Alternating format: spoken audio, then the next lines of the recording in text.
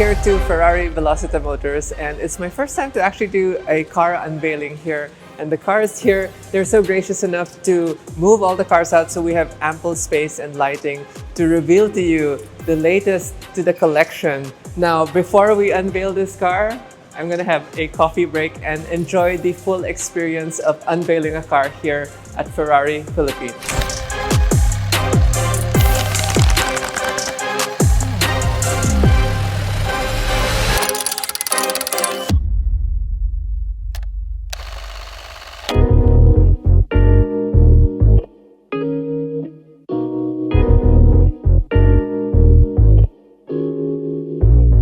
Good morning everyone, welcome back to the vlog. Wifey is here to join us today for a very special day. I've been waiting roughly 2+ years for this day to come, and I saw the photos. We were in Japan, super excited. So we're on the way now to Ferrari Velocita to pick up a car that I've ordered way back. And I actually ordered this car even when we didn't have a dealer. Remember, we flew to Singapore and then I tried to order the car in Singapore. And then they said you couldn't order the car, you had to go through the local dealer, and we didn't have a dealer because the dealer changed hands from Autostrada, and then it's now Ferrari Velocita. So I had to wait in limbo, and we actually don't know if we even got an allocation because this car has been allocated to the VIP list for Ferrari. When was the last time we did like a huge car reveal? Like the Pista, right? I had this huge party for the Pista Piloti where we revealed it in the showroom and we had lots of guests over when catering. When was the last time we did that? I can't keep up with your car reveals, honey. Oh. The most memorable one, which I didn't attend, was there was a car in a box. Oh, you made it like a Hot we Wheels. made a toy, yes. Yeah. And then of course, well, my car reveal will always be the most memorable. Yeah, your car reveal was special too. But like the Pista, I wasn't there, so. You didn't attend the Pista reveal. Wait, there's been many. Too many?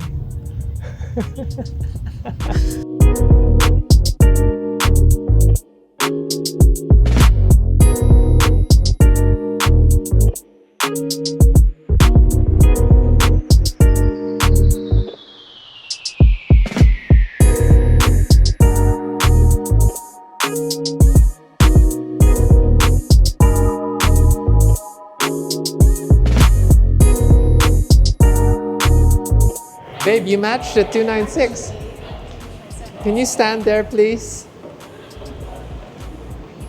That looks amazing. Sold for Friday's car.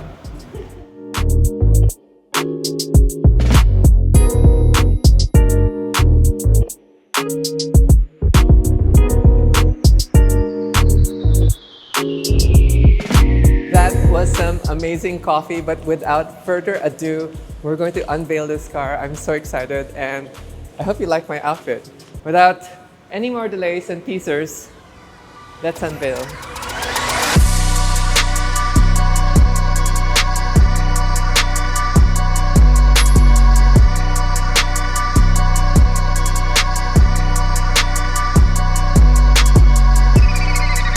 This is exactly the spec that I wanted.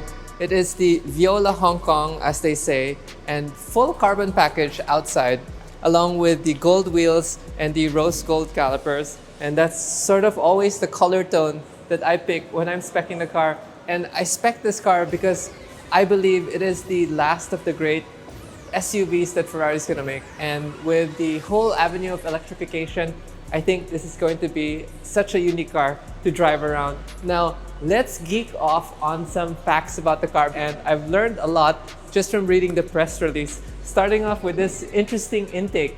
In the beginning, I thought there was lights built in here, but there actually is an intake which connects to this aero bridge right here, and it sort of vents out the air right about here. I didn't know that. I thought it was just a design cue. The lower bridge here actually will vent into the braking system, and then the center one is for the radiator, and the side ones are for the power control unit, and the other one is for something else. It's very complicated. Ferrari's ethos with this car was to design it in such a way that it had a very minimal drag coefficient because the car is very big. Now, underneath the hood is the famous F140 V12 6.5 liter, mated to a brand new 8-speed DCT gearbox powered through a 4-wheel drive system Now the engine sits so far back that it's considered a mid-engine front engine sports car. Now the front of the car is actually the gearbox in front of the engine, and then it also has a gearbox in the back which gives it the four-wheel drive characteristics. Suspension-wise, there are no anti-roll bars on this car. Each corner is powered by a 48-volt motor, which allows it to stiffen the ride and reduce body roll. And it's a very interesting system. I'm excited to try it out for the streets of Manila.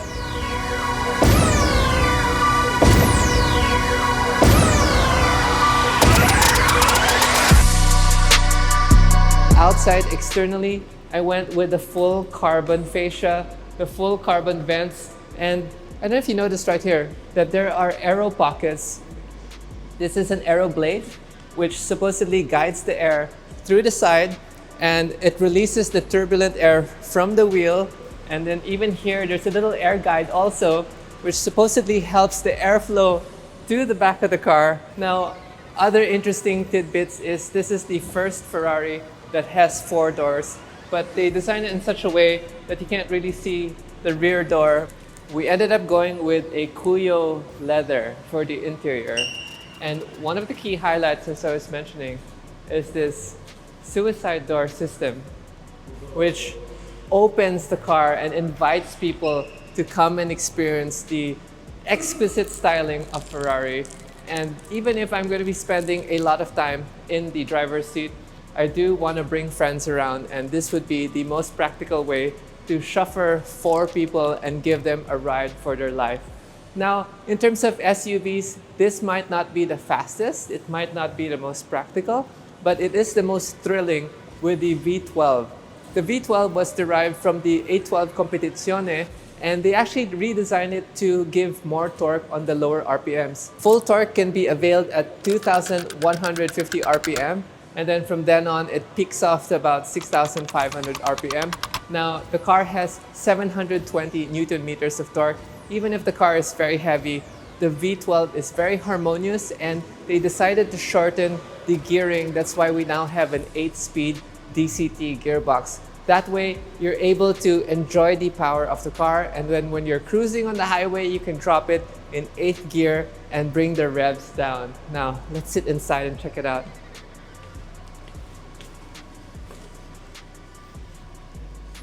I still can't believe this car is mine.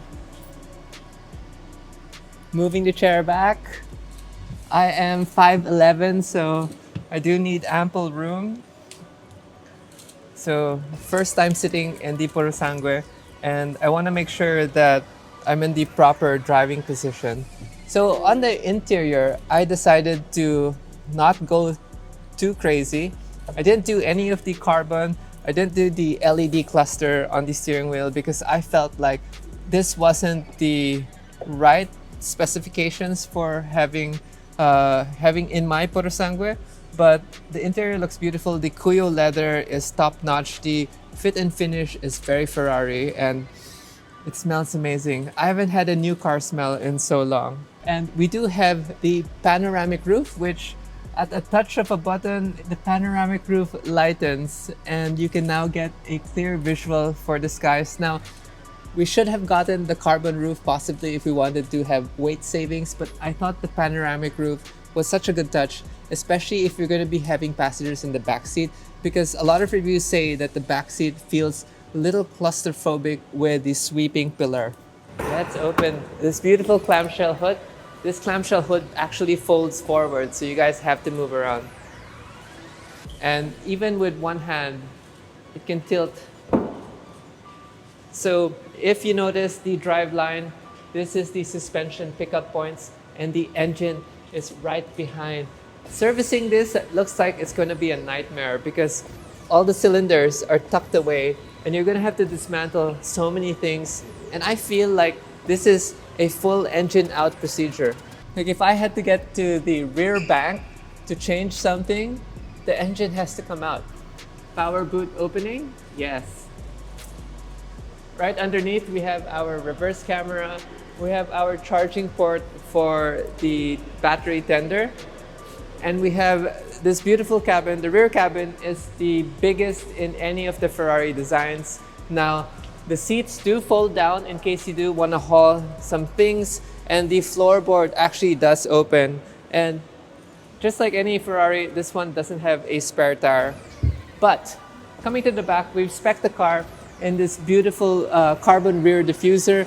And I was actually wondering if you can hook a tow hook to this car.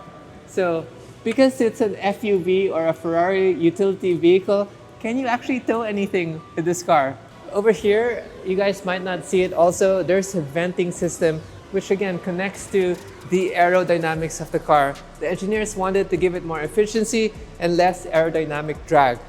Now, the car might not be the most practical in terms of fuel mileage because of the V12 engine, but again, it is the most thrilling noise that you're ever going to hear. And before we do a startup and a test drive, I want to thank Second Skin for actually wrapping the car with their PPF wrap.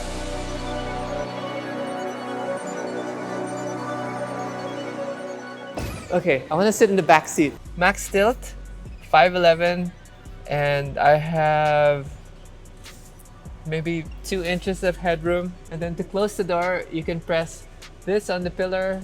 Watch out, camera.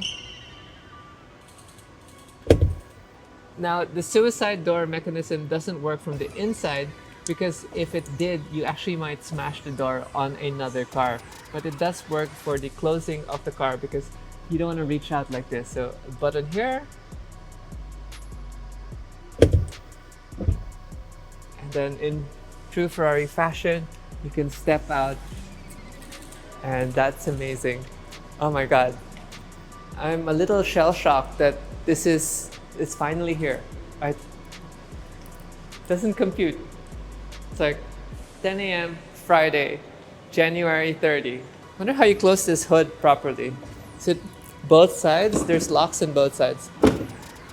Okay, so you have to go around and close the hood from both sides.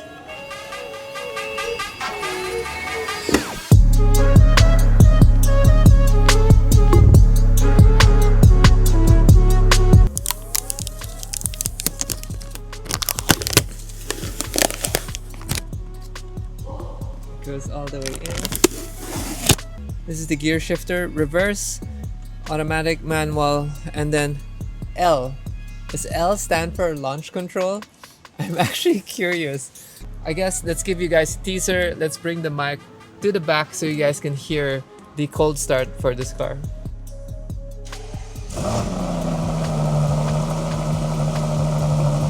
It's so special that Wifey decided to join me. What do you think? First impressions, aesthetic-wise? Aesthetic-wise, I do love the color. I know it's your favorite color, but still like a different level. Like more, there's like an electric violet to it. The name is Violin. Viola. Oh, Viola Hong Kong. Yeah, Viola HK. And then the inside interior has a nice little caramel. It makes me feel like it's a sweet, like I want to eat it. Oh no. Like it's like a caramel like donut with this glaze on top. It's gorgeous, honey. Congratulations. Oh, I like the wheels too. I see that you have your rose gold happening here. Yes. Did you obviously you customized this. We spec that out too. Yeah, the suicide doors are something to get used to. I'd actually have to teach you so you don't smash it into another car. So you are going to let me drive it? I asked her. I have no choice, I'm going to drive this car. Because she asked me, why out of all my cars you want to drive this car? I go, because it looks smaller. Does it look small to you now? No, she looks thick. Yeah, she looks thick. She thick.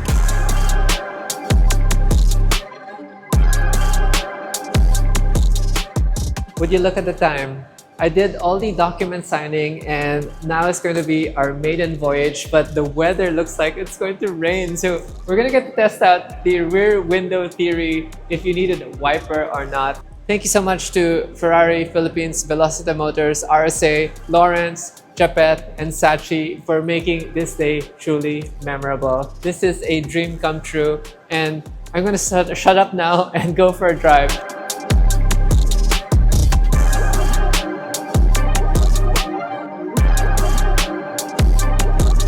Alright, we're going to do a maiden test drive, but I get to bring the car out of the showroom and Wifey's first time also. Look at how elegant she's sitting. So demure, so mindful.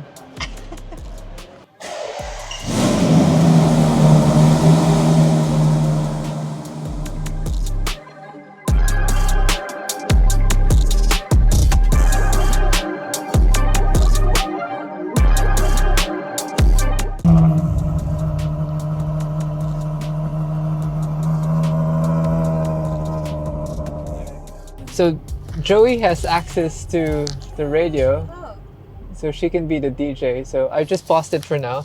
So we have the film crew of Second Skin helping us out for this video, just so that we can make a nice video. I'm overwhelmed with the digital controls and just figuring everything out because first drive in the 2025 Ferrari Purosangue, I can feel the rear wheel steer, how it tries to make the car feel smaller than it is. I have to get used to the proportions of the car because normally when I jump in a Ferrari, it is a tight, compact sports car. And now it's an SUV, something Ferrari said that they would never do. But look at us today, 2025, we are driving the true four-door, four-seater Ferrari. Now, they've had the FF, the GTC4 Lusso, which were four-seater Ferraris, but this one has 4 seats and true luggage space. Now, the gearbox is smooth and the car is so quiet that half of me is like, I don't want to put an exhaust on it, but the other half of me is like, we have to hear the screaming V12. Now, according to Lawrence, we need roughly 8,000 kilometers before we can go past 5,000 RPM. It is so quiet inside. The cabin is silent. So here's a bump. Let's see how it feels.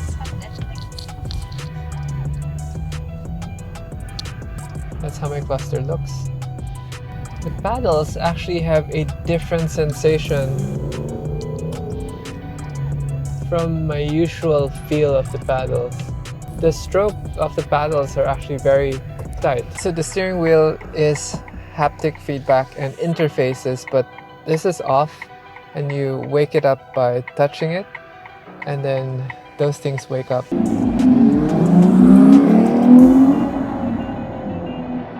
Initially, the car does feel big. It does feel heavy, although the suspension's relatively good.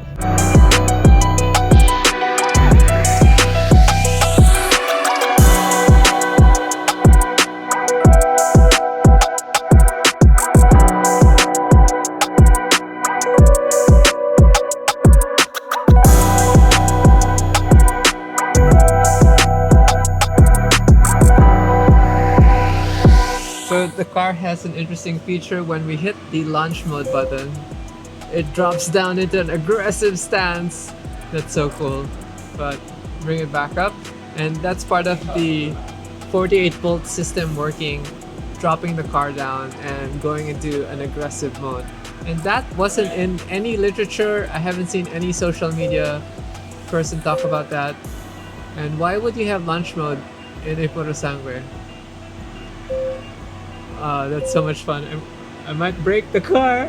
Hope you guys enjoyed this content. Thank you so much again to Ferrari Philippines, Second Skin, and the media team of Archie, and to Wifey for coming today and celebrating with our new baby.